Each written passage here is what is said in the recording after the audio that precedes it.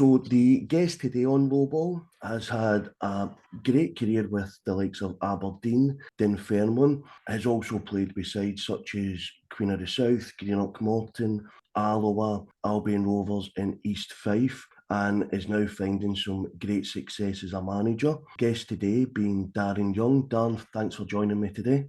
Thanks for having us, John. Nice to see you.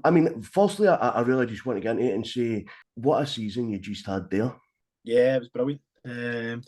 We had a decent start, but I think the thing where everyone was kind of thinking with Dumbarton doing so well, they went 7 games, 7 wins in a row, and again they looked formidable, and again we just kind of managed to kind of slowly kind of claw it back. But no, the boys kind of never gave up. We the way I kind of speak to the guys before the start of the season, we'll kind of break it down into quarters, and it's usually you get 13, 14 points, you're kind of in the playoffs, and then kind of 17 points and above. That's you challenging kind of for the title. So the first quarter, sure enough, we got 17 points, and I can't remember how many points we were behind it. We were 11 points or something at one point behind Dumbarton. But again, we I think the game in hand in that as well. So it's one of those ones if you can kind of win your games in hand, and then obviously kind of keep yourself ticking over it, then great. And then you're hoping that the other team doesn't keep winning and winning and winning. But no, we did great. We came back from a kind of 11-point gap, and then when we finally got back that kind of week, we got a couple of games called off, so we ended up going 7 points behind again. So we had to kind of claw that back, and then once we kind of got back the second time, then we just kind of kicked on and kind of went away from Dumbarton. And the thing is, that wasn't your only success as a manager in that league, because going back a few years, you also done it with Albion Rovers as well. Yeah, well, I've only been in that league 3 times, and the first time I was actually at Alloa as a player. Hartley had signed me for Alloa, and he's his first management gig, and we'd won the league that year. And then obviously as a player manager with Albion Rovers, and obviously now as a kind of manager of my own now with Stirling Albion. But it was some similarities between the Albion Rovers victory as well, because we were about 12 points behind Arbroath. It was Alan Moore at the time was a manager at Arbroath, and it's very similar. Get loads of games off due to the pitch and stuff, and then we had to kind of claw that back, and we did. And it's the same way with Stirling. We had to kind of claw it back, and I remember one of the games we had with a kind of last minute winner up in it was Montrose. We ended up 3 each or something. We ended up winning 4-3, and we had kind of similar ones with. Bonnyrigg, we get a last minute winner, and then Stenhousemuir away, we get a last minute winner as well. So it was just the similarities so funny just to kind of compare to what we kind of had to do and how we've had to come back. And so it was good to kind of have that experience first time round. And just in a kind of side note, I think it's quite frightening to think where the heights you kind of took Albion Rovers to where they ended up last season as well. Yeah, I mean, when we first went in, there was already kind of 17 boys, and they kind of brought me in as a kind of player manager. And again, for me, I knew that I was going to still be playing, and I feel I could still contribute in the park. And it was just to make sure I got the right number 2. And sure enough, once I kind of spoke to Sandy Clark at the time, he was more than happy. He'd done it with Alan Johnson as well. So great experience, someone I'd worked with before.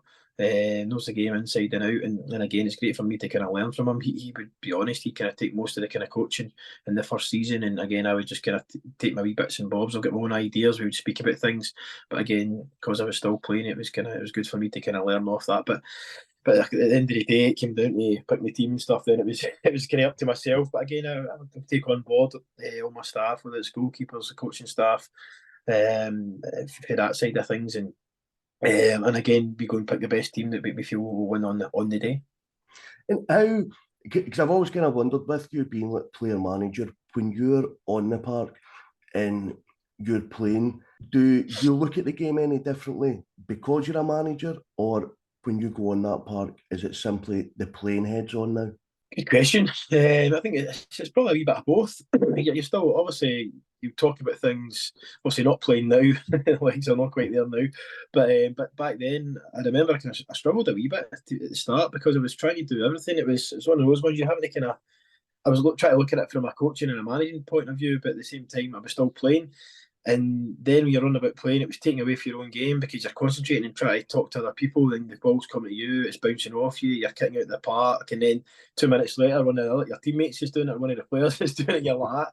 So it's hard to kind of get that wee kind of, you're giving them stick, but at the same time, going and kicking the ball at the park, what you're asking them not to do. So you just had to kind of not blank, but obviously just concentrate on playing, concentrate on the park. And because I had kind of Sandy there as well, then it was good to kind of lean on him. And he kind of knew anyway. We knew the formation, we knew how we wanted to play, the certain style, and the players all knew as well, and the players all bought into it. But it was hard to start with, and I had to speak to him about that as well in regards to, like, I'm kind of struggling a bit here, but I'm trying to do this and I'm trying to manage at the same time. She's like, you just worry about the playing side of things. And then obviously when it came to subs and stuff like this, we spoke about that at half time, and then even during the games as well, you come over and you'll have a wee chat to each other. So it was hard, but something you learn from. And just now as well, with you obviously gaining promotion and moving up, how have you found the kind of starting to set out for your new season? Yeah, it's going quite well. We've got most of the guys on board now that we wanted to resign. We've kind of re-signed most of the team from last year. We've managed to add another three players that are kind of improved and strengthened the squad. And again, we're looking forward to the season. It's coming pretty quick, so it's a week on Saturday is the first game in the League Cup section, so we've got 2 friendlies to play before then. But no, everyone's looking good. Just a few niggles and knocks, but again, nothing that you don't expect at this time of the season. And do you know, it was one thing that I did notice, especially at this kind of, at these leagues round about Scotland, was when I had looked at Stirling Albion, you had re-signed a lot of the guys from previous. In fact, I think when I looked through it, you had the least releases at any team, Uh-huh. Which was surprising. Sorry. It is, I mean, a lot of the players we've got in the squad have kind of played at a higher level. There's quite a few guys we'd also signed the year previous, or maybe re-signed during the season on another contract. So from that side of things, it's guys that I felt, and again I've coached with, I've coached against, that are more than good enough to be going taking the step up. Yeah, it's going to be harder. You've got 4 kind of full-time teams in there. You've got quite a few part-time teams with big budgets, so it's going to be hard. But at the same time, I felt it was a good nucleus in the squad there, and it's something that's probably happened over the past kind of couple of seasons as well. When I was at East Fife and also when I was at Albion Rovers, we kind of kept the majority of players, but it's that kind of core, and again the squad, the togetherness, the players, their attitudes, and the kind of desire and want to go and do well. Good professionalism about them, and again there's kind of no kind of jokers or nobody kind of mucking about. They kind of know obviously when we're kind of training, but at the same time we'll have a joke and a laugh at the right times. And just to kind of push on that, the joking and laughs, I mean, you spent a lot of your career alongside your brother. Yep. Your playing career. How did you find that? Yeah, it was brilliant. Even from just all the way down as a wee boy, we were 4 or 5 year old. I think I was maybe 5 and 6 actually. I think I was 5. He was 5 and I was 6. And we joined Catholic United, and then kind of all the way through there, we were in the same kind of team. But then Derek kind of dropped back to his level. Or his age group, should I say?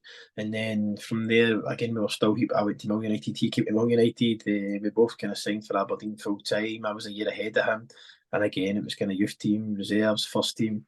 Like Scotland under 21s. I'd gone to Scotland 21s, and a couple of years later, Derek got to Scotland 21s, and leaving Aberdeen, obviously, we went to Dunfermline together as well. So it's brilliant to be able to experience that and play together, and again all the way through your career. There's not many times or many people can kind of say that you've kind of worked with your brother played, enjoyed the football with him for so many years, and even now obviously we'll still speak to each other every single day on the phone. He's still up in Aberdeen, but it was great to have that. And again, it's when things aren't going right, you've kind of got each other there, but at the same time, the squads and the kind of players that we kind of had at certain teams, and that you had a good bond with quite a lot of them. And even the Aberdeen team at the time when we were coming through, there must have been about 8 or 9 young guys that all kind of came through the same and together, and it was kind of we kind of band of brothers, do we say? And again, we enjoyed ourselves on the park, and we enjoyed ourselves off it at the right times. Because I think that was one of the things as well that was a surprise to me. I remember you and your brother playing with Aberdeen. So I remember like that. I remember just being at Dunfermline, but I never realised how long that actually was for. It wasn't until I looked back in it and then realised how long you had been there for. And I think the kind of Aberdeen time I'd kind of forgot a wee bit about. But then I reached out to a few Aberdeen fans, and I mean, a lot of them were kind of telling me when yous were there, part of that was the best, kind of team in recent years that they remembered. In the sense, I think it was results and, kind of, I think you had went back and you had secured Derek went back, and you had secured European football. But I never realised, because Dunfermline, it was Calderwood, is that right, that you went with? Yeah, the two went with Calderwood at the time. Again, Dunfermline had finished above Aberdeen 2 seasons in a row, 3 seasons in a row, I think. And then again, just on paper, that the squad was kind of better than kind of what we had at Aberdeen. So it was kind of it was a hard choice to make, but at the same time, we'd other stuff going on in the background, and we'd wage cuts at Aberdeen and all that kind of stuff. And my dad was kind of diagnosed as well with cancer and stuff, so he never had long left. So it was kind of everything kind of ticked the boxes to come back down the road.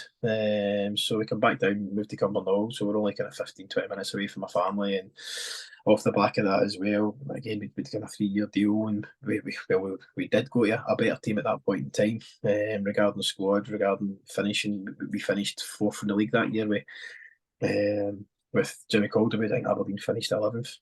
And what was it like? Because I suppose what was it like playing under the likes of Jimmy Calderwood? Because when you watch him, he's very animated, a real character. But what did that transpire like in the kind of dressing room and round about the training ground? It's just very professional, and again, it just gives you that desire. Kind of one of the managers you see, you kind of run through a brick wall for, and he gave you that. You worked you hard in training, but at the same time, you had your days off and at the right times again. But no, I thought the two Jimmies they worked really, really well together, and that was kind of big. I knew a couple of the players at Dunfermline as well, so when I'd been speaking to them as well, and they were just kind of giving us a heads up and confirming what I probably already knew. But no, it was great to go and play for them, and it was a great time. I enjoyed it. And how have you, because through your career and your playing career, you'd kind of done, quite a lot in regards to who you'd played for. You cemented yourself in, pretty much most teams teams that you went into, you were always kind of at the forefront of that. How did you find the transition from playing to managing? I think it just kind of felt like a kind of natural, kind of occurrence. To be honest, it was one of those things that you're obviously getting to the end of your career. I was starting to have a lot of problems with my calves, and then the going from the kind of full time. So I remember it was at Morton at the time, and when I'd signed, my kind of calf kind of went again, and I was just kind of struggling to get through. And then come Christmas time, the same thing happened again. The contract was up, and again, I think I'd done okay in one of the games and a few of the games that I'd been involved in. And they kind of looked to sign me to the end of the season, and again, I felt my calf again. So once it came to the end of the season, I knew I was never going to be able to stay full time. And in my head, because I've been struggling for so long with it, I was thinking that I might have to end up chucking it. But then Paul Hartley phoned and, spoke to me about going part time, and then obviously with the coaching side of things, I was kind of thinking I need to try and start to get into that, because obviously you want to kind of stay in football as long as possible.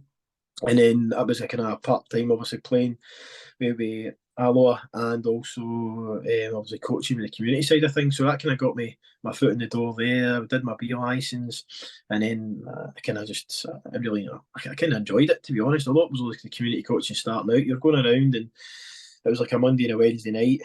You're going around all the kind of kids, and you kind of 4-year-olds up to like 18-year-olds. So you're helping out, giving instruction, kind of I'm trying to help and improve them. And then at the same time, near the kind of end, the Alloa, it was a couple of times where Hartley let us take the kind of under 21s, and again I took a couple of games there. And the first team one time, Paddy Connolly, I think his mum or his dad, I think both actually kind of passed away, not too close together, and he was over in Ireland, and then Paul Hartley was suspended at the time. So I remember we were playing up at Arbroath, and we ended up winning the game 2-1, and it was kind of I was injured at the time, shock, and I had to kind of sit in the dugout, not sitting, but just kind of stand in the dugout and just giving instructions. So it just felt very natural. I didn't feel kind of overawed or kind of scared or anything like that. I was still kind of just giving instructions to the boys, because at the time I was a captain as well. So you were just kind of doing a captain's role at the side of the park. So you're still talking, encouraging, you're getting guys squeezed up, and it just kind of came naturally, and kind of you get that wee taste for it, that wee bug for it. And then obviously the opportunity came about a season later, at the end of the season, when Albion came in. And the kind of and just kind of fall back on the Stirling Albion, where you're at just now. Was that something that, had kind of came about through chance, or was that a job that you'd been contacted about, or? But both, I would just get a bump for East Fife 28 days earlier, and then this job came up, so it was just kind of chance. Things, I think, I don't know. I love my time at East Fife. It was like 4.5, 5 years I was there, and again we'd done very, very well as far as I was concerned. But during the time we were there, it was like we got the last 16 of the Scottish. We got the qualified at the League Cup section, got to the last 16. We got a semi-final of the Challenge Cup. We missed out in the playoffs with goal difference, and then the seasons before we missed out in the playoffs. We were in a good position, and that was down to the kind of the COVID leagues, half a season, 3/4 a season type of thing.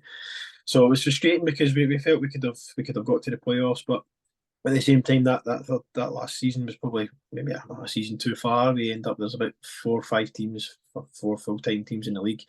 Recruitment again probably could have been better for being honest. Again, but probably limited by budget as well to what you can kind of bring in. But at the same time, these things happen, and again, it never kind of deflated me or anything. You're disappointed and you're kind of annoyed, but at the same time, it gives you the opportunity and you learn from that experience. And then obviously the Stirling Albion thing came on board, and off the back of that, I was more than happy to kind of sign. Spoke to the chairman, happy with what they had to say, and again I knew the kind of squad, I knew the players. That season was just a kind of, if we could make the playoffs, then brilliant. But the reality was we're kind of aiming for the next season, and again to be worst case scenario in the playoffs. The season going there, but again, one thing led to another, and we obviously kicked on and we won the league. Because I'd seen, so I kind of follow, go around a lot of the kind of leagues from that level right up and watch. And one thing, because I'd seen yourselves, I'd seen you play against Albion Rovers near the latter end of the season, but I don't think it was probably the greatest job, but you had won the league by that point. Was it the last game of the season? Yeah.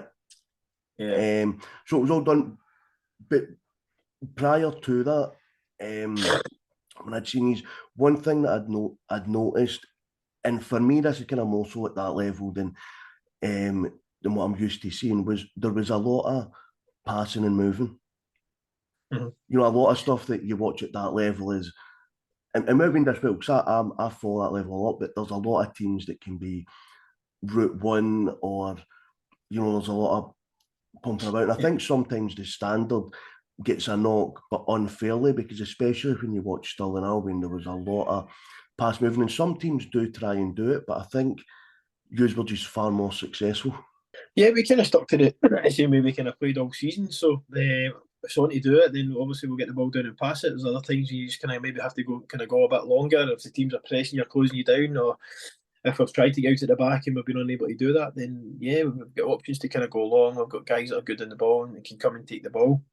That game, the Albion Rovers game at the end of the season, we had 7 players already kind of out and stuff. It was frustrating because up until then we'd gone 19 games undefeated, so we were undefeated from the 23rd of December all the way up to the last game of the season, which is some feat. And I remember I was speaking to the guys about it at the time, and just saying, look, enjoy this. And so I think the last time it was still an Albion team that won the league. The last time they went 18 games unbeaten, and then obviously to go 19, it was brilliant to kind of get that extra game. But no, it was a great achievement, and again, there's times you had to kind of scrap it out. There's a couple of games we won late on. There's one of the games the goalie's got a last minute penalty save. So to kind of go that long, you've got to kind of have something, and yeah, they're good players, but they had that other side where they can dig in. They know how to grind out results, and that's kind of massive in any league. You're not going to play well all the time. There was times when we were on fire and you're battering in goals. We did very well set piece wise as well. So it's a wee mixture of everything. But yeah, there is some games that if you'd watched this, you're like at the top of the table. But everybody could kind of see that. You go through these phases, but it's just a case of when you're not kind of doing that well, then you just kind of got to dig in. And I think as well, maybe the pitches and that, maybe that end of the season as well, don't really help. The start of the season, I felt we were doing really well and we were creating loads of chances and good opportunities, and again we could get the ball down and pass it, but kind of later on in the season, it was a kind of maybe having to scrap a wee bit, and the pitches weren't great at all. So you're kind of having to kind of maybe bypass the midfield at times. But at the same time, there's teams, well, maybe not so much in the Premiership and stuff like that, but you get better pitches, you can kind of get the ball down and play. But obviously at our level, it's slightly different. And when, like, so obviously you've managed now at a few different clubs. Do you find yourself pulling on your experience as a player a lot, or is there like specific managers? I know we spoke about Sand earlier, but is there other managers that you had during your career that you kind of learnt a lot from that you maybe utilise now? Yeah, it's a bit of both. You take the parts, the good parts that you think you can use, and you can help the team and help the squad. I think going way back to like my youth team days and the things like that, again, I don't think you can talk to the players quite the way we were spoken to. We could come in at half time, 0-0, think we've actually done all right, and then next minute you get the hairdryer treatment, and everybody's like that, head to the floor. The gaffer's kicking off in one, but no, nowadays I think there's certain players you can kind of speak to in a certain way, and you kind of need to know that it's kind of man management, whether you give them a call, whether you speak to them before training, after training, when you give them a wee text after the game. So it's there's ways to kind of do it. Obviously now with technology and stuff like that as well, with the videos and the highlights in the games and that, you can kind of sit with people and kind of show guys like this is where you kind of maybe do this next time, or etc. etc. So you've kind of got all that kind of data, and you've got all those kind of stats to kind of use in the right way, not just to kind of hit guys over the head and say, oh, you're not playing because of this or because of that. But if you do it in the right way, then you'll get the best out of them. And if we kind of jump back to your playing career, I mean, back then, I mean, with Aberdeen as well, you had get European football at periods when you were there. What was that kind of experience like? Yeah, it was brilliant. It was unbelievable when it was my second season at Aberdeen, and we were in Europe, and I managed to get into the team. And I think it was like Zalgiris Vilnius or something, the Lithuanian team. It was all the players that used to go and sign for Hearts. I remember playing them. Then we played Barry Town. It was a Welsh team, and that was brilliant. To be fair, I was only 17 at the time. And my mum and dad, I remember the game away. We won 3-1 at home and I'd scored. And I remember the game away and down there, it was absolutely like pissing down. We thought the game was maybe going to get called off. I think it ended up being 3 each. But my mum and dad were down there, and then I remember we'd scored. I can't remember it was the second or the third goal, and ran over to obviously the fans to celebrate. And it was two of my friends for school, so it was like about a year and a bit earlier. The two of my friends were Aberdeen fans at the time, and sure enough, they were in the stand, and it was kind of surreal because you're like, I'm playing in the UEFA Cup here. I'm only 17-year-old. When you're again in those times, you never really had mobile phones; they were just kind of coming in. So it wasn't as if you could text and say, "Oh, I'll leave you tickets," or "By the way, I'm coming down to see your game." It was just it's one of those ones. The phone at the end of the street, pick it up with the one in the house. So no, it was brilliant. It was great to go and play in those games, and I remember after that we went and played Brøndby. And it was the captain at the time was a big boy, Kim Vilfort, and he was the captain of Denmark when they went and won the European Championships a couple of years earlier. So playing against these type of guys, I actually managed to swap his top at the end of it. Embarrassed, but it was one of those ones. I'm like, oh, if you don't ask, you don't get. And it was just kind of me and him in the tunnel right at the end, and I just kind of managed to kind of quickly get it swapped. So it was kind of good to have that, especially since he was the captain that won the championship with Denmark. How did you feel? Because obviously, in you kind of picked up on it there about your age, with being 17. I mean, did you feel like going in because you were so young, you had no fear and going in and just thought, I'll play my game? Or did you feel, especially in kind of European level, a bit of pressure? No, I don't know. It was you obviously had nerves and stuff, and you're obviously want to make sure you get the first pass, the good one, that your first tackle, etc. But no, it wasn't. I never. I just again, it was kind of weird. It was just kind of like that natural progression, and obviously 17 is very young, but at the time it just felt kind of normal. You've gone from playing boys club to whatever it is, for instance, in Glasgow schools, and then you go to the youth team, and then you go to reserves, and then you're in the first team. And then you're playing, next minute you're in the Premier League, and next minute you're in Europe. So it's just, I think it's just a kind of kicked on. So it was, all the experienced guys not running about you would help as well, but it didn't feel unnatural. I was still this wee skinny guy the side of a fiver, but I was a fit guy. I can get about the park and maybe never have the quickest, but at the same time I could run all day. And one of those ones, it just kind of happened when it happened. There was a lot of older players, should I say, at the time.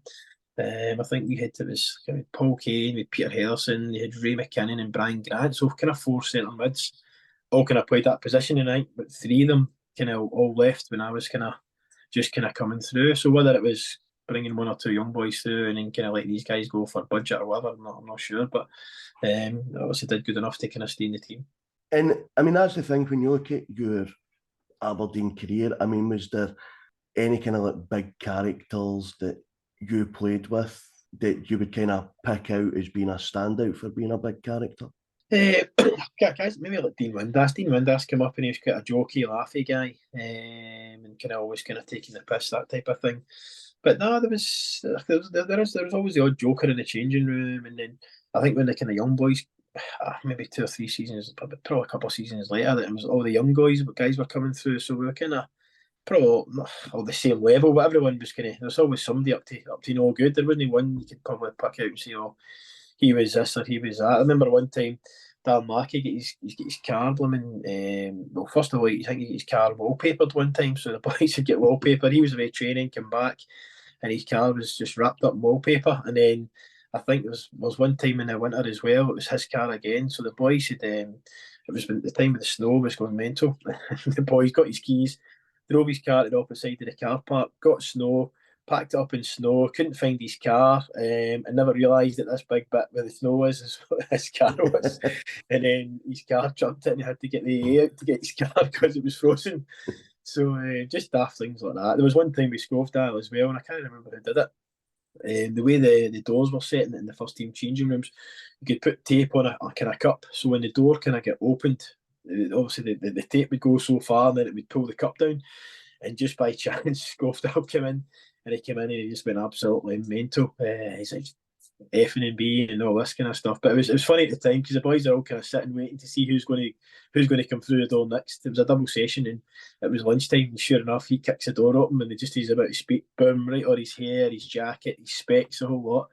So but no, it was great times. I loved it up there.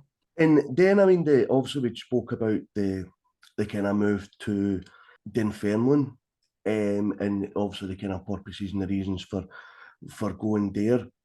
I mean, there as well, you had got two like kind of cup finals and stuff as well. Yeah, I mean, the 5 years I was there was brilliant. I got to 4 cup finals, and it was, we'd got to, obviously the first season we got to Scottish Cup final, we got into Europe, we finished, and it was between us and Hearts. I think we were going right up to that last game of the season to finish like kind of third in the league. So it was Dunfermline's highest ever finish in the Premier League. So it was a great achievement. Getting the Scottish Cup final as well was brilliant, going 1-0 up, and then obviously it was the Larson final. It's his last game and he scores a couple of goals and puts us to bed. But we'd also got to the League Cup final. I scored the winning penalty. We played Livingston and it was at Easter Road, sorry, and it was 1-0. I scored the penalty and then I broke my metatarsal and I ended up missing the cup final, which obviously I was absolutely gutted about. And then luckily enough, managed to get to another Scottish Cup final against Celtic again. We get beat 1-0. And it's one of those ones you want a winner's medal, but I got money in the match in the Scottish Cup final, which again is something you look back on with pride. And at the time, you'd love to have swapped it for a winner's medal, but it's one of those things.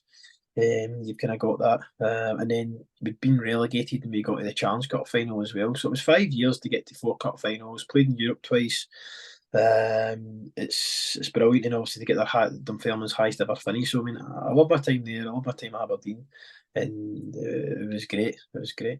And just to kind of jump in a wee kind of side part here, obviously when we're talking about you coming through when you were younger and stuff, so obviously back then there was the kind of rulings for trained in Scotland under 21s to be included in the squad, and now that's kind of been scrapped. But did you feel back then it was more likely to get into the squad and do things for maybe not yourself because of how you broke through, but other players round about, as opposed to now? Well, it kind of came in later on when we were first coming through. It was only you never kind of had that rule. It was only you only had like 2 subs or 3 subs on the bench at the time, and then when they changed it to 3 subs, it was like 2 subs plus a goalkeeper. So that rule kind of hadn't come in probably till later on. I mean, it's got its good points and bad points. I see obviously when it's Premier League and you've got so many players, then yeah, but there's it's that way that if you've got a squad of players, say for instance, if it's part time level or whatever, full time obviously different. You've got a squad of 25 or whatever it may be, but part time, if you've got a squad of players and you're being told, look, you need to play or you need to have an under 20 or whatever it may be, a 17 or 18-year-old on the bench, and that guy may not be good enough. And my thing with that, yeah, with the first team or with the full time teams, yeah, but again, it's the same for full time as it is for part time. If you're then bringing guys in just for the sake of bringing them in, then it's they're ready. Yeah, I'll give them a bit of experience, but they might not be anywhere near ready. And you're then having to turn around to a 28-year-old experienced player and say, "Oh, by the way, you're not in the squad this week," and that guy could be getting whatever £200 a week. He could be getting £2,000 a week, and then you're telling him, "No, you can't be in the bench this week." So you're then get that. If you know what I mean, it's kind of you're kind of forcing your hand. I understood why they did it, and I can understand then why. But at the same time, I just feel that the players, if they're good enough, then they will be there. We had probably I think it was 8 or 9 players last year making their debut and coming on for their debut. One guy came on against Aberdeen in the League Cup section. Other guys come on kind of during the season and near the end of the season. We've usually got guys coming in and training with us as well with the 20s. So it gives them that experience and you can kind of see them if they're improving, progressing and learning and stuff. What day is this? Thursday, Tuesday night there with 6 boys coming on and playing as well in the friendly. We won 5-0 against Civil Service. But it's one of those wins. There's good and bad points. Yeah, you can say it's good for the young boys, but I also think they've got to be good enough. And then that's got to come down to whether coaching of the 20s or them coming through. Sometimes you get your opportunity. Probably, I can't really remember. Obviously, the guys at my time, the players were kind of getting let go, and for that side of things, and obviously I'd been doing well. So whether it was again, we never had that role at the time, but whether that was obviously they seen something in me and obviously took the gamble. I still had to go and do well and kind of stay in the team. But it's something that's been obviously has been spoken about. But I just feel that if you're going to go and get in the squad just for the sake of being in the squad, then it's well, I get it. It should probably go on merit more than age or hand being forced. It should be what you've done on the training ground and everything else and the work you've put in. And just to kind of look, just kind of finally at the season ahead. I mean, I'm assuming you've got your goals and everything's kind of planned out. But if I steer away from Stirling Albion, if you look at League Two, is there any teams in League Two so that you would maybe pick out and say that's a team that you would expect to do well or finish up there in the table? I think probably you probably got kind of similar teams to last season. I think maybe Steny, I think Dumbarton, obviously Clyde have gone down, and then you've got kind of Peterhead as well. I think even, I mean, it's going to be a hard week because you've got East Fife as well. They finished strongly, got into the playoffs, and then you've got Stranraer who had Scott Agnew who's kind of had a good finish to the season as well. So there's 5 or 6 teams there that again you get a good start and you can kind of kick on. So, but no, it'll be a hard league, that's for sure. And I mean, I definitely think as well that a lot of the leagues out with the SPL tend to be far more competitive than the SPL is. I agree with you. When I looked at kind of League Two, I could have probably picked out 4 or 5 teams that I would have expected to. Now, it wouldn't have shocked me if at the end of the season they were to be at the top. And I suppose, I don't know your thoughts, but similarly for the Championship. Yeah. I think you've seen how kind of tight it was last year as well, and getting up to the last game of the season. I mean, you had Queen's Park there who could have gone straight up, and obviously they didn't, and then they lose out in the playoffs as well, and it's a kind of double blow for them. But no, even Partick, I mean, I think with Partick they've lost quite a lot of good players, and I know obviously they were maybe having a wee bit of problems financially, but again, Dylan has did a great end to the season. With him, he came in and he was, I think, he only lost one or two games, and again up to the last couple of minutes of the final playoff game as well. So it's an absolute sickener because it can go for there to, I mean, the highs that you get, and then obviously to the lows. So it's don't get me wrong, it would have been hard for Partick in the Premier, but at the same time, from a financial aspect, and they'd probably be able to keep most of their players together. And now they're kind of in the same league, and they've kind of lost some of their best players, and it's again hard to kind of recruit and do that. Yeah, and I suppose the final part here, Darren, I really appreciate you taking the time to come on. What's your views? What's your kind of goal for next season? Again, it's like last season. We go in confident. We go in positive. Yeah, there's 4 or 5 full-time teams in the league, so it's going to be a hell of a lot harder. But at the same time, we need to go in with that confidence. Maybe we'll have to tweak the formation. We'll kind of go and see how that fares up. Again, maybe we have to chop and change from game to game. But no, we want to try and finish as high as possible. We want to try and get a good start. Again, we'll do the quarter thing. We'll sit down after every 9 games and we'll kind of look to see where we are. And again, can you get the 13, 14 points? It would push you into the kind of playoff situation. If you can do that, great. But again, that's we only got ahead of ourselves. If we don't get those points or those numbers in the first quarter, we're certainly not going to get disappointed. We know it's a big step up, but at the same time, we're confident in our ability and in the squad that we've got to kind of kick on and not just kind of make up the numbers. Magic. And Dan, again, I really appreciate you coming on. All the best for next season. I'll definitely, as I'm kind of most seasons floating about the league, I'll definitely be over to watch you play. Yeah, give us a shout and we'll sort you out. I appreciate that, mate. Thank you. All the best for next season. And hopefully we're sitting here again this time next season, having had a successful campaign again. Yeah, perfect. Appreciate it, Dan. No Thank problem. you. Thanks for having us, John. Cheers. Take care. Thank you. Bye-bye.